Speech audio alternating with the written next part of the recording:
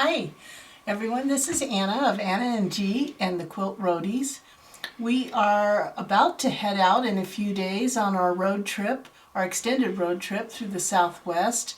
And so I'd like to welcome you along the way. This is our very first video, and we will be posting as we can along the way, not on any regular schedule, but we'll be sharing those travels. And at the end of our first excursion, we will do more sharing of the pros and cons, the ups and downs of traveling and sewing on the road. The first decision in our travel is what to take with me while I have a break in the sightseeing and the hiking and fun parts of traveling, and actually being able to sew and stitch. And so I made a list of what I want to take and what I can't live without, and we are limited by space. So I decided this machine, my home machine, is way too big and too heavy to take in our 24-foot RV that will hold myself, G, and Enzo. And I'm going to take my featherweight. I know that some of you have a Janome Gem or a small Bernina. A small machine is the way I'm going to go. It only has to do straight stitching. I do not need any kind of quilting stitch because I won't be doing that big of projects. Since I'm limited to a cabinet and maybe a little bit of overflow, I have to decide what are the most important things to bring. I know I'm going to need an iron, but I can't bring my big iron. I don't have a big ironing board, so I'm taking a little travel iron. It will not be as efficient as my big iron, but it's going to make do. I'm going to make do with that. The other thing is I won't have an ironing board, so I decided to bring along my mat that is an ironing board on one side and a cutting board on the other. So that's a double duty tool. Rulers. What rulers should I bring? We all have thousands of rulers, but I am limited on space again, so I might take one 24-inch, one 8-inch, and maybe a 6-inch square and just try to work around any other types of cutting that I might do. I don't see myself doing a whole lot of cutting on the road. There's just too much to see and do, and I know that my time sitting at a sewing machine might be more limited than if I was hand stitching during happy hour. I'll be doing a lot of that. So when I decided what projects to take to work on my sewing machine, I knew that I could not bring big boxes, project boxes. So I decided to prep exactly what I would need ahead of time and put it into a smaller container. So this project has been a UFO in my life for a while, and what has held me up were these half-square triangles.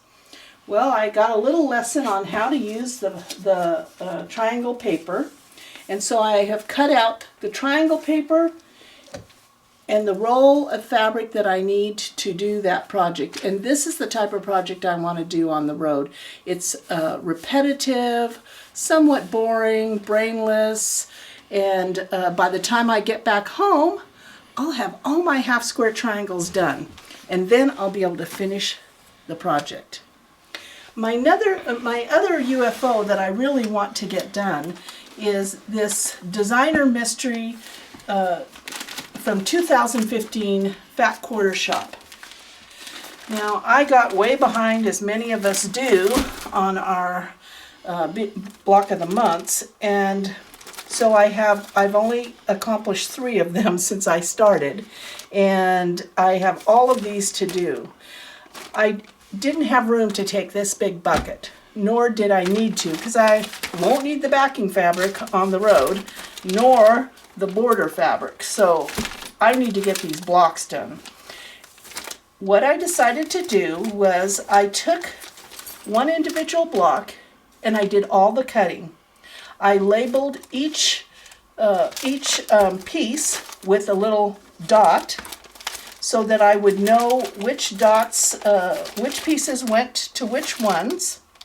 And I'm only going to be taking this pack with me so that when I decide to sew, I can just whip this thing open and bring it out. And all my pieces are already labeled and ready to sew together. And I hope to have made at least 3 blocks on this road trip. But we shall see how successful I am. Oh. The other thing that I know about myself is that I cannot just sit still and not have a needle and thread in my hand. Whether I'm sitting there for a happy hour, whether I'm riding in the cab of the RV, those moments are stitching moments for me. I am blessed. I don't get car sick. I can read a book in a car, but I'd rather stitch. And so what I did for those moments on this trip is I pre-prepped handwork. And I use Soft Fuse SF101, which is a Pelham product, as a backing, and I fuse my wool down, which for some people is like a no-no, but for a traveling girl, that's what I do. So I went ahead and I prepped a whole bunch of projects, not just for this trip, but for every time I'm in the car. And this way I can pick up a project and start stitching it. And I don't have to bring fabric to put it together or a whole box of wool. I have everything already ready to stitch by hand anytime I'm sitting down. This allows me to only bring what I need rather than, as you can see, my other option is to bring my entire sewing fabrics, wool, buckets, and there just isn't room. Somebody would have to stay home. So this way I will get something done and I'll enjoy myself along the way. I hope you will join us, and as we post our videos you will check us out. We will not only be doing sewing on the road, but we'll be sharing sights, what was fun, what places we stayed in, the advantages and disadvantages of those places, and we're going to share all of that RV experience while being on the road and quilting. Thank you for joining us.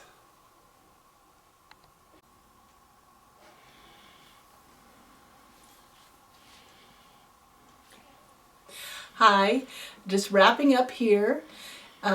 G, myself, and Enzo, look at the camera. He's a little camera shy. I think he was chased by paparazzi when he was in a former life.